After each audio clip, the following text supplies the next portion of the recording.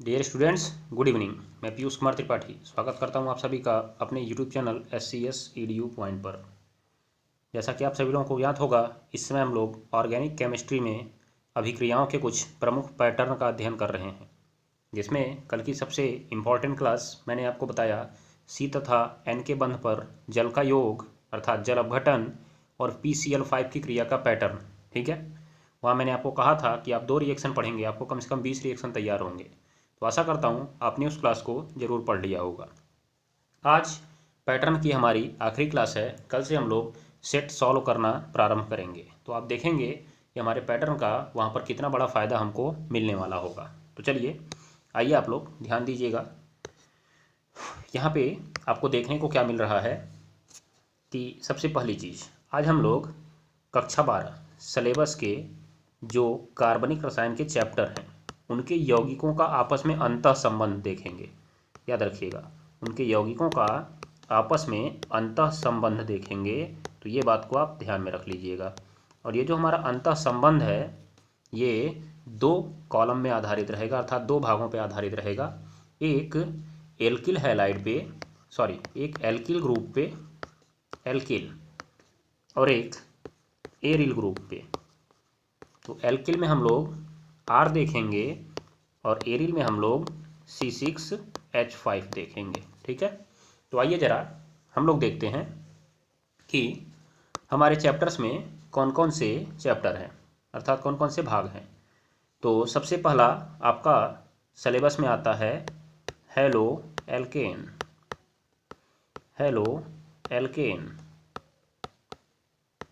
और इसी के साथ में आपका रहता है हेलो एरीन। ठीक है, पहला चैप्टर हमारा ये रहेगा। उसके बाद आप दूसरा देखेंगे, दूसरा आपको मिलेगा एल्कोहल। क्या मिलेगा आपको जी? एल्कोहल अर्थात OH ग्रुप। तीसरा आपको देखने को मिलेगा तीसरा आपको देखने को मिलेगा एल्डिहाइड।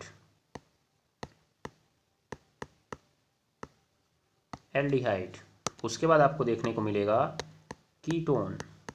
क्या मिलेगा? कीटोन। ये बात को आप ध्यान में रखिएगा। फिर आपको उसके बाद देखने को मिलेगा 5वां नंबर कार्बोक्सिलिक अम्ल। ठीक है, जिसमें आपको मिलेगा सिंगल बॉन्ड COOH ग्रुप। उसके बाद 6वां आपको मिलेगा एमीन। क्या मिलेगा? एमीन। ठीक है, तो ये आपका सिंगल बॉन्ड NH2 रहेगा। तो ये हमारे चैप्टर्स हैं जो आपको पढ़ने हैं। ठीक है, ये बात को आप ध्यान में रखिएगा। इसमें आपका सिंगल बॉन्ड X रहता है, जहाँ X के बराबर आप क्लोरीन भी रख सकते हैं, ब्रोमीन भी रख सकते हैं और आयोडीन भी रख सकते हैं। देखिए, इनके जो विशेष पैटर्न हैं वो हम लोग जब सेट सॉल्व करेंगे तो वहाँ पे पढ़ेंगे, परंतु यहाँ पे एक कॉमन पैटर्न रहेगा कि आप एक चैप्टर से दूसरे चैप्टर में जा कैसे सकते हैं। ये बात को ध्यान में रखिएगा। जो आपको एल्डिहाइड रहेगा, एल्डिहाइड में आप जानते ही हैं सिंगल बॉन्ड CHO ग्रुप होता है। उसके बाद आप कीटोन में जानते हैं कीटोनिक ग्रुप होता है। ये आपका दोनों बॉन्ड खाली होता है, दोनों R से जुड़ता है। चाहे आप इससे भी जोड़ सकते हैं, फेनिल समूह से भी जोड़ सकते हैं, जिसे आप डाई फेनिल कीटोन भी बोलते हैं। अभी हमारा कुछ रिएक्शंस में वो भी बनेगा, हम लोग देखेंगे उसको। उसके बाद देखिए आप यहाँ पर कार्बोक्सिलिक अम्ल रहेगा आपका, और फिर आपका यहाँ पे एमीन रहेगा। ठीक है, ये बात को ध्यान में रखिएगा। तो अब ज़रा देखिए, मैं आपको कुछ पैटर्न बताने वाला हूँ।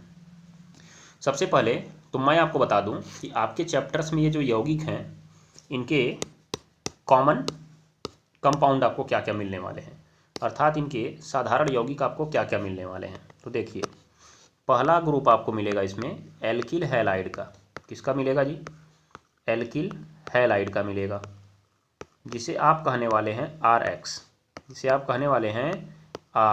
RX। हो जाएगा, ये बात को ध्यान में रखिएगा। उसके बाद दूसरा आपको मिलेगा एरिल हैलाइड,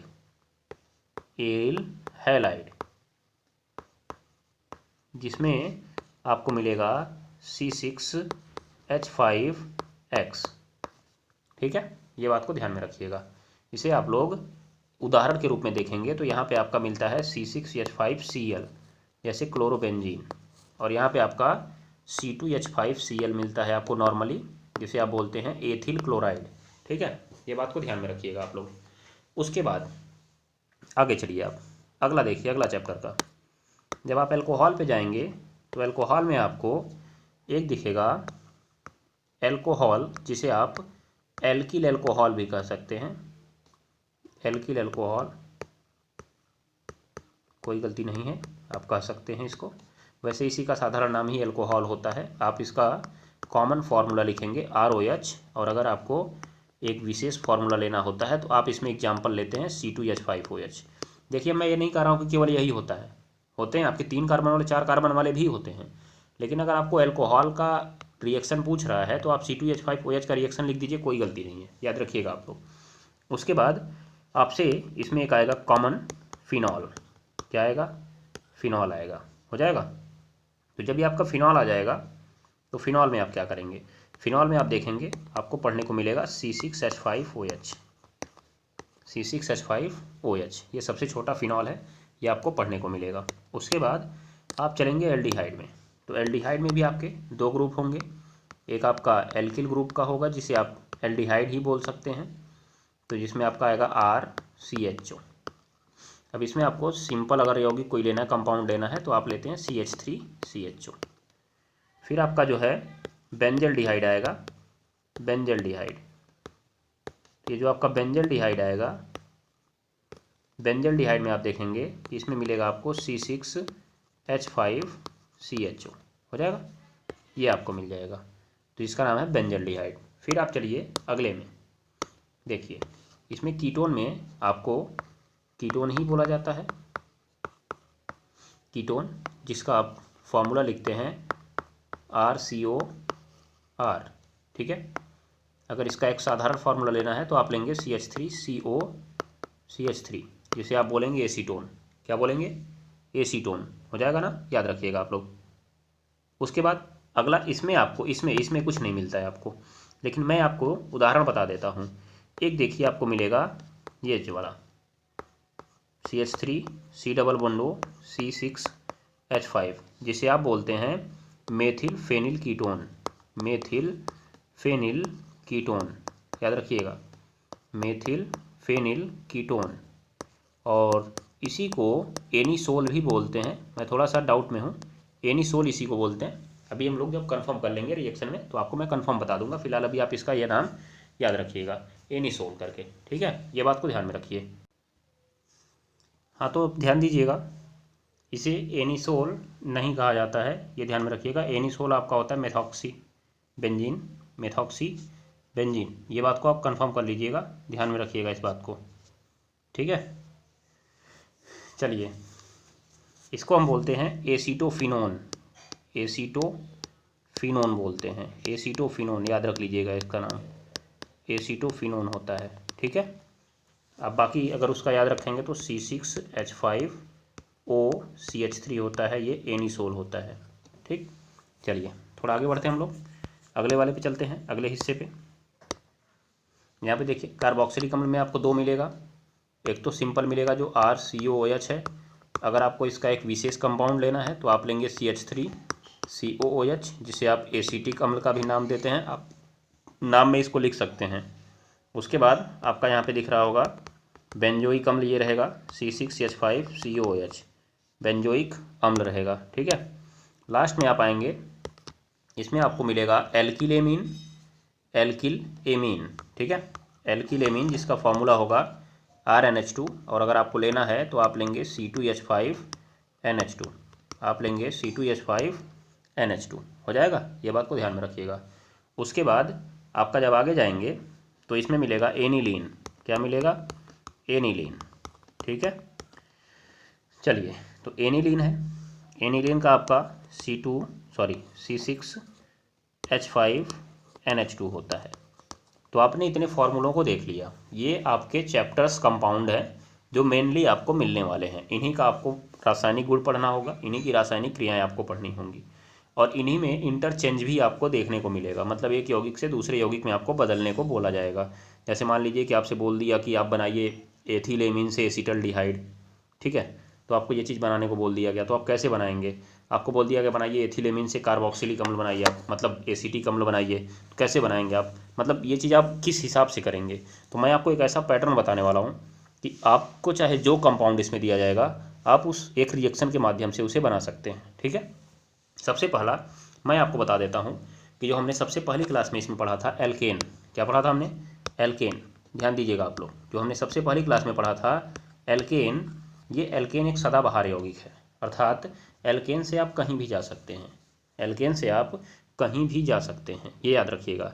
इसीलिए अगर कोई भी यौगिक आपको दिया गया है तो आप पहली कोशिश किया करिए, ध्यान दीजिएगा, पहली कोशिश किया करिए वहाँ से एल्केन पर जाने की, वहाँ से एल्केन पर जाने की। ठीक है, तो मैं आपको पहली कोशिश इसी में आपको सफल कर देता हूँ। एक रिएक्शन आप पढ़िए, बस इसी से सारे पे आप एल्केन पहुँच जाएंगे। जैसे आपके पास देखिए पहला होता है एल्किल हैलाइड RX, ठीक है। आपके पास दूसरा आपके चैप्टर का कंपाउंड है ROH, क्या है, ROH। तीसरा आपके चैप्टर का कंपाउंड है, तीसरा आपके चैप्टर का कंपाउंड है RCHO, क्या है, RCHO, ठीक है। उसके बाद चौथा आपके चैप्टर का कंपाउंड है, चौथा RCOR।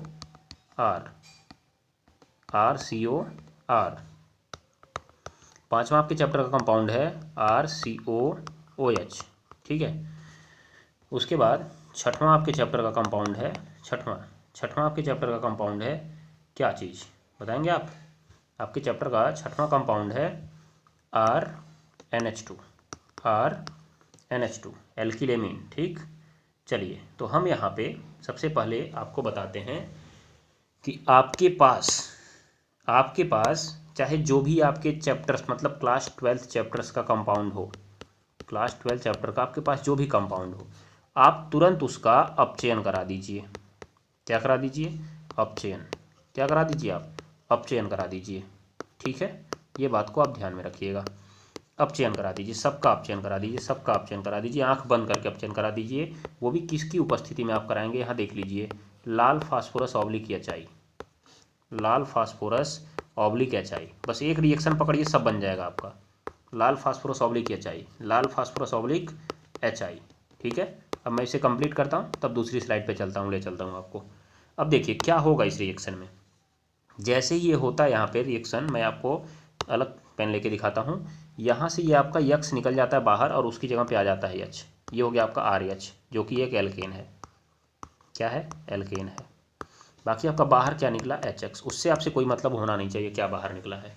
दूसरा इसमें देखिए आप, इसमें आप देखेंगे कि यहाँ से ये जो आपका OH ग्रुप दिख रहा है ना, ये निकल जाएगा बाहर, तो उसकी जगह आ जाएगा H, फिर से देखिए आपका एल्केन बन गया, और इस बार आपका निकला H2O बाहर, तो उससे आपको फिर से मैटर कुछ नहीं होना चाहिए, याद कर लीजिएगा आप लोग। उसके बाद देखिए आप लोग यहाँ पर देखिए, यहाँ पर आपका क्या हुआ, यहाँ पर RCHO है ना, RCHO, तो यहाँ पे CH नहीं निकलता है, याद रखिएगा। यहाँ पे आपका निकलता है केवल ये ऑक्सीजन, मतलब एक प्रकार से समझ लीजिए कि ऑक्सीजन गायब होगा इसमें, क्योंकि आप अपचयन जानते भी ऑक्सीजन पृथक होता है। तो देखिए R आपके पास CH हुआ और ऑक्सीजन निकलने से दो बॉन्ड कम होंगे कि नहीं होंगे, क्योंकि ऑक्सीजन तो हमेशा दो बॉन्ड बना के रहता है ना, याद रखिएगा। तो जब ऑक्सीजन निकलेगा तो दो बॉन्ड कम होंगे, उसकी जगह दो हाइड्रोजन और आएंगे, तो बन जाएगा RCH3 और प्लस क्या, H2O, ठीक, याद रखिए, ये भी एल्केन है। और एक बात मैं आपकी जानकारी के लिए बता दूं कि जब भी आप इसका लाल फास्फोरस ऑब्लिक HI से अपचयन करेंगे, लाल फास्फोरस ऑब्लिक HI से आप अपचयन करेंगे यहाँ पे, तो कार्बन कम नहीं होगा, कार्बन कम नहीं होगा। जितना कार्बन आप लिए रहेंगे, याद रखिएगा, जितना कार्बन आप लिए रहेंगे वहीं से, ध्यान दीजिएगा, जितना कार्बन आप लिए रहेंगे उतने ही कार्बन का एल्केन मिलेगा। आपने 3 कार्बन लिया, 3 कार्बन का एल्केन बनेगा, 4 कार्बन लिया, 4 कार्बन का एल्केन बनेगा, 5 कार्बन लिया आपने, 5 कार्बन का एल्केन बनेगा, ठीक है। ये बात को मैं आपको बता देता हूँ।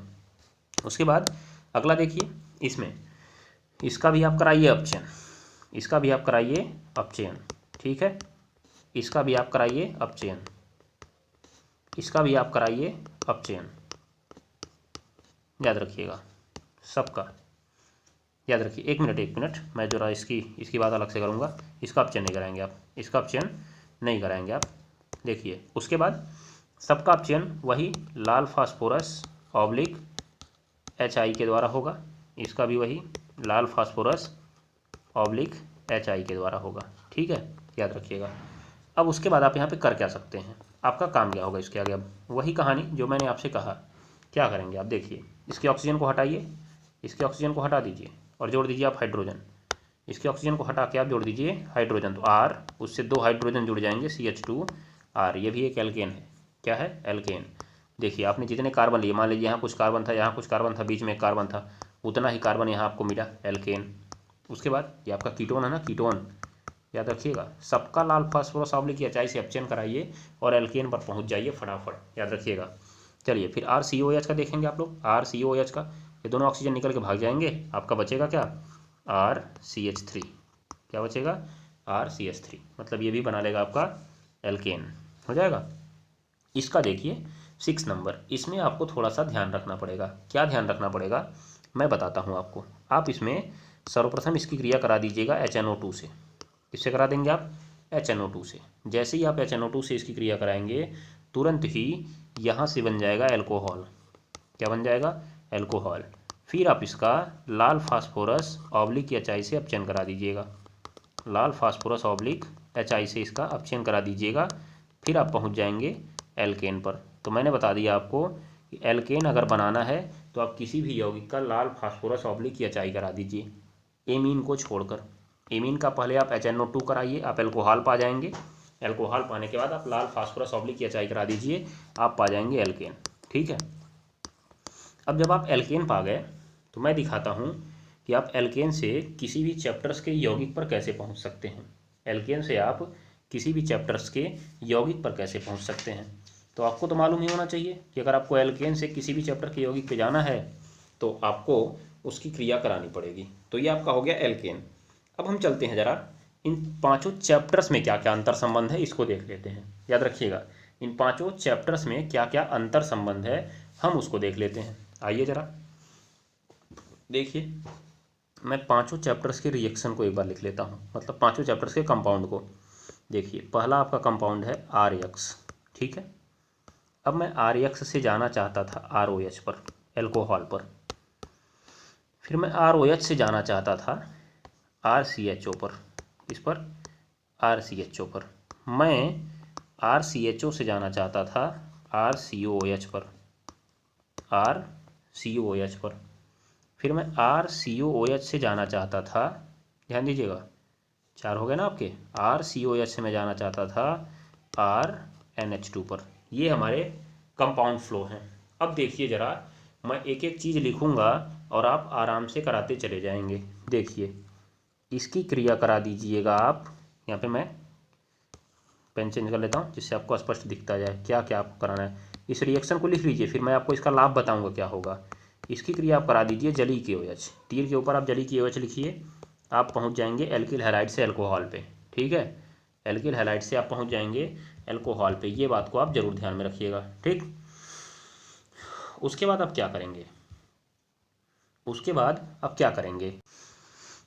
तो यहाँ पे आप करिए, इसको कॉपर की उपस्थिति में 300 डिग्री सेल्सियस तक आप गर्म कर दीजिए। मतलब जब आप एल्कोहल पे पहुँच गए तो एल्कोहल को कॉपर की उपस्थिति में आप 300 डिग्री सेल्सियस तक आप गर्म कर दीजिए, आपको मिल जाएगा एल्डिहाइड। क्या मिल जाएगा? एल्डिहाइड। फिर आप एल्डिहाइड का ऑक्सीकरण करा दीजिए। एल्डिहाइड का ऑक्सीकरण किससे? क्षारी KMnO4 से, क्षारी KMnO4 से। ठीक है, याद रखिएगा। यहाँ से आपका ये हो गया। ठीक, याद रखिए।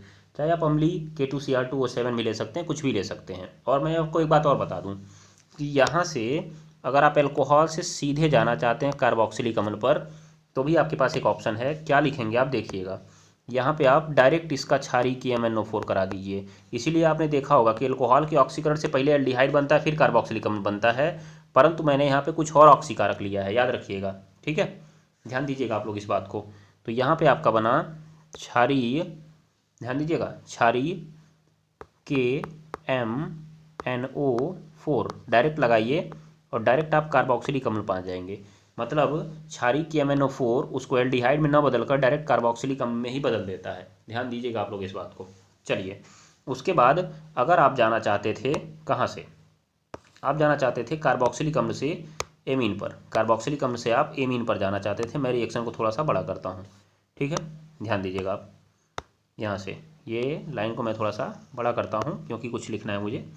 यहाँ पे मैं करता हूँ RNH2, मैं करता हूँ यहाँ पे NH2। तो यहाँ से अगर आप जाना चाहते थे कार्बोक्सिलिक अम्ल से एमीन पर, तो आपको चैप्टर फ्लो क्या देखना है? यहाँ का चैप्टर फ्लो आपको देखना है कि आप कार्बोक्सिलिक अम्ल की स्मिट अभिक्रिया करा दीजिए। कौन सी अभिक्रिया करा दीजिए? स्मिट अभिक्रिया। स्मिट अभिक्रिया में क्या किया जाता है? उसकी क्रिया हाइड्रेजोइक अम्ल, हाइड्रे नाम लिख देता हूँ मैं, फिर हटा दूंगा इसको, हाइड्रेजोइक, याद रखिएगा, हाइड्रेजोइक अम्ल से आप करा दीजिएगा। किससे कराएंगे आप? हाइड्रेजोइक अम्ल से आप करा देंगे। इसी का फॉर्मूला है N3H। ठीक है, याद रखिएगा, हटा देता हूँ मैं इसको। चलिए फिर देखिए यहाँ पे आप स्मिट अभिक्रिया में N3H से क्रिया कराते हैं, किसकी उपस्थिति में? सांद्र H2SO4 की उपस्थिति में, और उसको कर देते हैं गर्म। क्या कर देते हैं जी? गर्म कर देते हैं। तो ये आपका कंपाउंड अंतर संबंध हो गया, अर्थात कंपाउंड रिलेशन हो गया। तो आपने कहा कि सर मुझे जाना है एल्किल हैलाइड से एल्किल एमीन पर। तो मैंने कहा बेटा घबराओ मत, तुरंत एल्किल हैलाइड का तुम जली की OH करा दो नंबर 1, एल्कोहल मिल जाएगा। एल्कोहल का क्षारीय की MnO4 करा दो नंबर 2, मिल जाएगा कार्बोक्सिलिक अम्ल। कार्बोक्सिलिक अम्ल का स्मिट अभिक्रिया करा दो नंबर 3, पहुंच जाओगे एमीन पर। तो आपने कहा अच्छा अगर मुझे एल्डिहाइड पे जाना हो तब, तो मैंने कहा चलो देखो एल्किल हैलाइड का जली की OH करा दो, बन जाएगा एल्कोहल, और फिर एल्कोहल का Cu/300 डिग्री सेल्सियस करा दो, बन जाएगा एल्डिहाइड। क्या बन जाएगा? एल्डिहाइड हो जाएगा। तो देखा आपने कितना आसान है रिएक्शन है। ध्यान दीजिएगा आप लोग, ये आपका एक बेसिक फ्लो चार्ट हो गया। ध्यान दीजिएगा, बेसिक फ्लो चार्ट आपका हो गया कि आप एक चैप्टर से दूसरे चैप्टर में कैसे प्रवेश करेंगे, हो जाएगा ना। चलिए, तो अब आपने अगर इनको देख लिया है, तो इनको देखने के बाद जरा एक बात और समझिए। ये तो आपने अभी एल्किल का देखा ना, एल्किल के बाद आपको कहाँ चलना है? एल्किल के बाद आपको अभी देखना बाकी है क्या? एरिल ग्रुप का। किसका देखना बाकी है? एरिल ग्रुप का देखना बाकी है। तो एरिल ग्रुप में मैं आपको बताऊं कि रिलेशन कैसे निकलेगा। तो थोड़ा आप लोग दिल थाम कर बैठिएगा और उसको अच्छे से समझिएगा। फिलहाल आपको ये समझ में आ गया है। आपने अगर इसको समझ लिया है तो आप ऐसा ही चार्ट अपनी कॉपी में बना लीजिएगा। ये बात को ध्यान में रखिएगा। मैंने इसका स्क्रीनशॉट भी ले लिया है। अगर आपको चाहिए तो आप अपनी मेल ID मेरे पास भेजिएगा, मैं आपको बता दूंगा। ठीक है, चलिए तो आगे देखिए आप लोग कि यहाँ पे हम बात करेंगे एल्किल हैलाइड से पहुँच गया एल्कोहल से एल्डिहाइड से कार्बोक्सिलिक अम्ल से एमीन। सब आपने जो भी आपके चैप्टर्स हैं कक्षा 12 में, आपने उनका रिलेशन पढ़ लिया। और यहाँ से किसी से भी आपको एल्केन पे जाना है, सबका लाल फास्फोरस ऑब्लिक HI करा दीजिए। सबका आप क्या करा देंगे? लाल फास्फोरस ऑब्लिक HI करा देंगे। आराम से आप पहुँच जाएंगे किस पर? एल्केन पर। हो जाएगा, ये ध्यान में रखिए। चलिए जरा हम एरिल ग्रुप का देख लेते हैं। किसका देख लेते हैं जी? एरिल ग्रुप का। एरिल ग्रुप क्या होगा आपका? इसमें आपको सबसे पहला मिलेगा कंपाउंड, आपको मिलेगा C6H5Cl।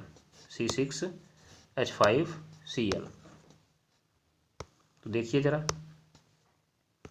आपको यहाँ पे मिला C6CH5Cl, हो जाएगा। फिर यहाँ से आपको जाना पड़ेगा फिनॉल पे। कहाँ जाना पड़ेगा? फिनॉल पे, याद रखिएगा आप लोग। उसके बाद फिर आप फिनॉल से आप जाएंगे बेंजल्डिहाइड पर। किस पर जाएंगे? बेंजल्डिहाइड। यहाँ देखिए खेल तगड़ा होने वाला है अब। फिर बेंजल्डिहाइड से आप जाएंगे बेंजोइक अम्ल पर। किस पर जाएंगे? बेंजोइक अम्ल पर। और बेंजोइक अम्ल से आप सबसे लास्ट में जाएंगे एनिलीन पर। किस पर जाएंगे? एनिलीन पर। तो बेंजोइक अम्ल का एनिलीन तो मैं आपको पहले ही यहाँ पे लिख देता हूँ क्या होने वाला है, जो आप पीछे देख चुके हैं वही इसकी स्मिट अभिक्रिया। कौन सी अभिक्रिया जी? स्मिट अभिक्रिया। ठीक है, तो बेंजोइक अम्ल से आपको जाना है अगर एनिलीन, तो आप स्मिट अभिक्रिया करा दीजिए उसकी N3H से। वही कहानी जो आपको यहाँ पे दिख रही थी, यही रिएक्शन आप लिख दीजिए, आपका काम हो जाएगा। ठीक है, चलिए फिर आगे देखिएगा आप। जब आपने इसका करा दिया, फिर आप बेंजल्डिहाइड से देखिए। बेंजल्डिहाइड का कैसे जाएंगे? वही कहानी, क्षारीय KMnO4 यहाँ पे आप लगा दीजिए, क्षारीय KMnO4 आप लगा दीजिए, हो जाएगा। लेकिन मामला क्या है कि आप इस फिनॉल से इस पे कैसे जाएंगे? कहेंगे क्यों, इसमें क्या है? अभी तो आपने कहा था अल्कोहल का ऑक्सीकरण कराने से एल्डिहाइड बनता है। मैंने कहा जरा रुको बेटा, समझो इसको। क्या? आपने कहा क्या गुरुदेव, क्या समझें?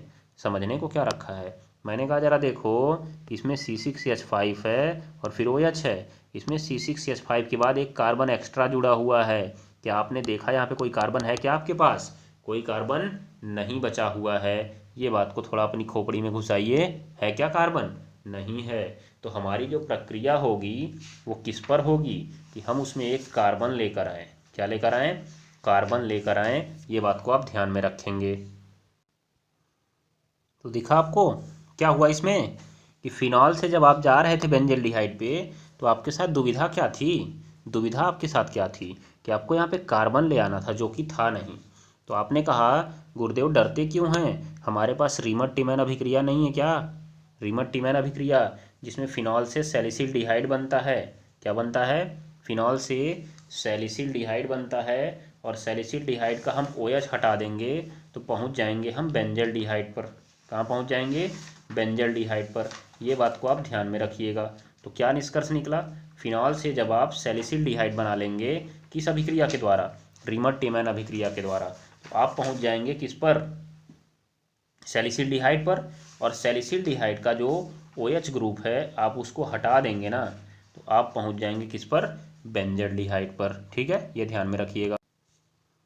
तो देखिए, आप अगर इस लाइन को एक ही रिएक्शन में लिखना चाहते हैं ना, तो आपको क्या करना पड़ेगा? पहले आप यहाँ पे लिखिएगा पहला नंबर रीमर टीमैन। क्या लिखिएगा? रीमर टीमैन, ऐसे आप लिख देंगे। उसके बाद दूसरा नंबर इसी के नीचे लिख दीजिएगा, क्या? जिंक चूर्ण के साथ आसवन। जिंक चूर्ण के साथ आसवन। तो आप पहुँच जाएंगे किस पर? बेंजल्डिहाइड पर। यह आपका पैटर्न हो गया। उसके बाद आपको क्लोरोबेंजीन से फिनॉल जाना है, तो आपको क्लोरोबेंजीन से अगर फिनॉल जाना है तब तो आपके पास एक बहुत बढ़िया ऑप्शन है। क्या? क्लोरोबेंजीन से आप फिनॉल कैसे जा सकते हैं? डाव अभिक्रिया के द्वारा। कौन सी अभिक्रिया के द्वारा? डाव अभिक्रिया के द्वारा। तो यहाँ पे आप लिख दीजिएगा ऊपर डाव अभिक्रिया। ऐसे आप एग्जाम में भी लिख सकते हैं, डाव अभिक्रिया लिख देंगे, एग्जामिनर समझ जाएगा क्या होता है डाव अभिक्रिया में। डाव अभिक्रिया में NaOH के साथ, ये ध्यान दीजिएगा, NaOH के साथ उच्च ताप और उच्च दाब पर इसको गर्म किया जाता है।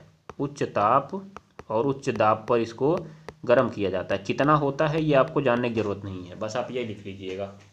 तो देखिए, ये हमारा हो गया एरोमेटिक कंपाउंड का रिएक्शन। तो आपने कहा आपने इतना हमें बताया, हमको इसका फ़ायदा क्या मिलेगा? हमको इसका फ़ायदा क्या मिलेगा? ठीक है, तो मैंने कहा देखिए अभी इसका फ़ायदा मैं आपको दिखाता हूँ। तो चलिए, मैंने आपसे कहा कि बच्चा मुझे क्लोरोबेंजीन से बना के दिखाओ एनिलीन। क्लोरोबेंजीन से बनाओ एनिलीन। ठीक है, तो आपने कहा मेरे पास तो बहुत सारे रिएक्शन हैं, लेकिन मैंने कहा जब आपने एक पैटर्न पढ़ा हुआ है तो आपको बहुत सारे रिएक्शन कराने की ज़रूरत क्या है? ध्यान दीजिएगा, क्लोरोबेंजीन से आप डायरेक्ट भी एनिलीन बना सकते हैं, याद रखिएगा, लेकिन आपको रटना नहीं है।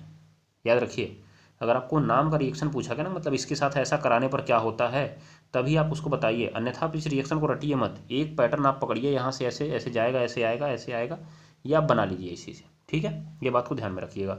मैं आपको एक और चीज़ बता देता हूँ, जो यहाँ पे कार्बन वाले यौगिक हैं इनको छोड़कर एक रिएक्शन और मैं आपको दिखाता हूँ। देखिएगा, एक रिएक्शन मैं आपको और दिखाता हूँ। कौन सा वाला? देखिए, जिनमें कार्बन नहीं है उनमें एक रिलेशन दिखाता हूँ मैं। कैसे?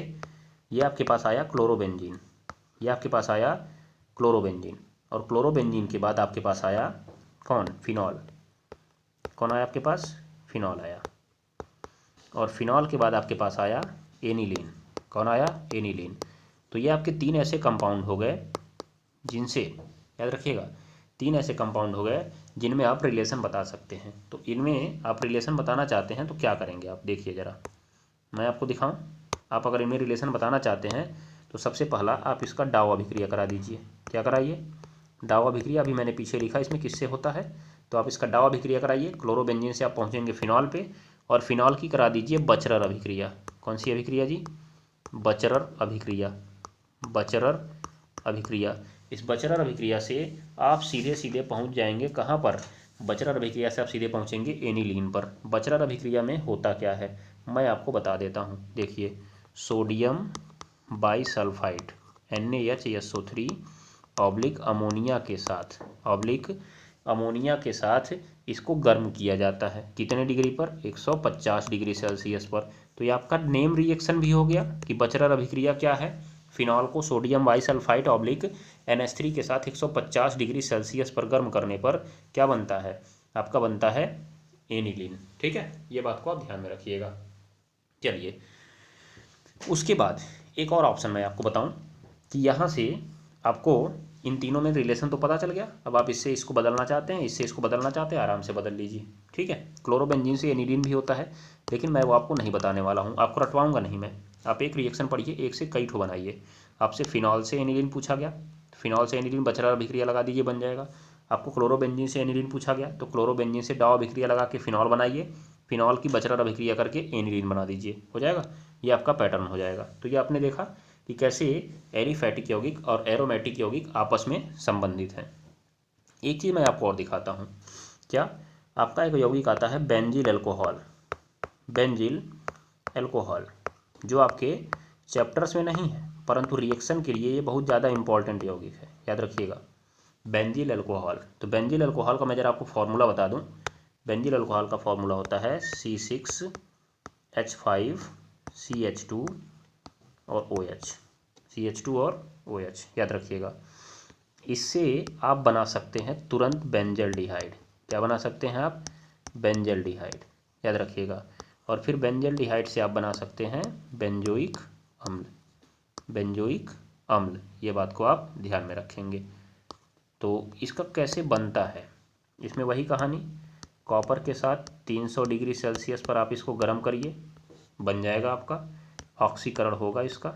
उसके बाद इसका जो ऑक्सीकरण है आप वही क्षारीय KMnO4 लगाकर करा दीजिए, क्षारीय KMnO4 लगाकर करा दीजिए। ठीक है, ऑक्सीकरण, ये बात को ध्यान में रखेंगे आप।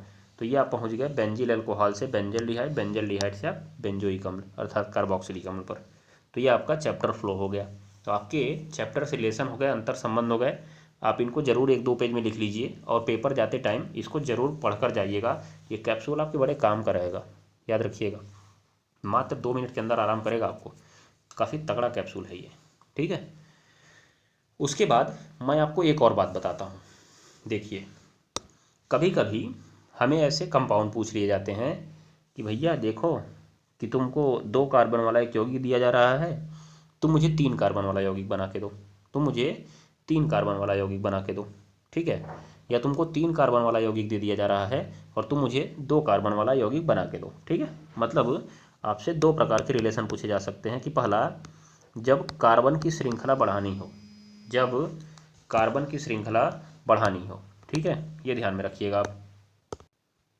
तो क्या हुआ? जब कार्बन की श्रृंखला बढ़ानी हो और कार्बन की श्रृंखला घटानी हो। जैसे मान लीजिए कि आपको दे दिया गया, ये कह दिया भैया देखो तुम्हारे पास प्रोपेनॉल है। क्या है? प्रोपेनॉल, प्रोपेनॉल है और तुम इससे बना के दिखाओ मुझे, तुम उससे बना के दिखाओ CH3CHO, प्रोपेनॉल से बनाओ एसिटल्डिहाइड। ठीक है, तो इसका हमको प्रक्रिया देखनी होगी। और जैसे आपको यहाँ पे दे दिया गया कि एथेनॉल है आपके पास, एथेनॉल, एथेनॉल, आप इससे बनाइए प्रोपेनॉल, आप इससे बनाइए प्रोपेनॉल। ठीक है, आप इससे बनाइए प्रोपेनॉल, अर्थात कार्बन की श्रृंखला बढ़ाइए। तो ये ऐसे यौगिक आपके साथ बहुत पूछे जाते हैं, बहुत खेल खेला जाता है इसमें आपके साथ। तो कल हम लोग इस पैटर्न को समझेंगे कि आपको कार्बन की श्रृंखला बढ़ानी है तो कैसे बढ़ा सकते हैं, कार्बन की श्रृंखला घटानी है तो कैसे घटा सकते हैं। ठीक है, ये ध्यान में रखिएगा। कल हो सकता है मैं आपका सेट शुरू कर दूं, अगर पैटर्न में समय बच गया तो कल मैं आपका सेट भी शुरू कर दूंगा, ये बात को आप ध्यान में रखिएगा। और सेट हमारा जब शुरू होगा तो आप देखेंगे कि ये पैटर्न हमारे लिए कितने काम के होंगे, जो हमारे रिएक्शन में उपयोग होंगे। ठीक है, ये बात को ध्यान में रखिएगा। कल कुछ इंपॉर्टेंट पैटर्न्स मैं आपको और बताऊंगा, उसके बाद हम लोग सेट सॉल्व करना प्रारंभ करेंगे। तो चलिए, आज के लिए बस इतना ही, मिलते हैं कल की क्लास में। नमस्कार, टाटा, गुड बाय, धन्यवाद।